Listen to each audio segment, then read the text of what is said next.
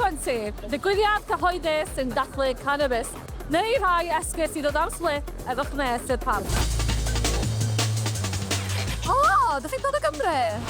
Zahra dwi, ac bod pobl yn smocio canabis heddiw yn agorad, mae o'n gyffur clas B ac yn anghyfreithlon. Gyda mwyafrif o bobl Prydain o blaid i gyfreithloni, os angen i ni lacio'r gyfraith. Os ydych chi'n gwneud disgrifio atmosffer heddiw, mae'n chydig o eiriau? O, magical. Mae'n enfawr, mae llawer o pobl, mae'r music yn amazing, it's just hael perffaith hefyd. Mae'n parti yn hygoel, mae'n llawer o sbri. Pa bod ti yma heddiw?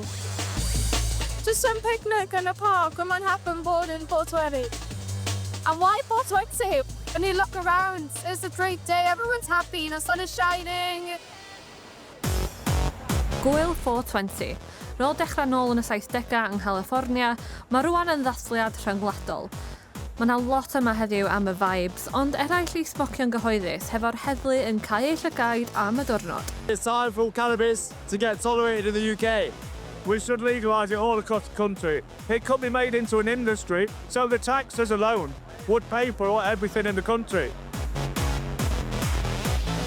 Be ti'n neud i pobl sy'n pro-legalisation? Off mae pobl eisiau, am beth hwyr does dim llawer o negative effects, a felly pam na? I think it would be a good thing, but in proportion, because it does do stuff to your brain.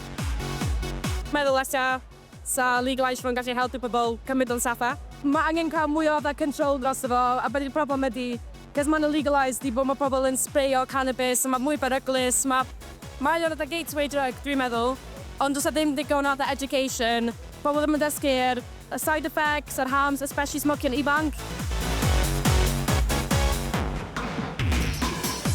Well, I've never seen anything like it. How about just joio ei hynna'n? Mae'n absolutely homiad o weird, but mae'n unexpected.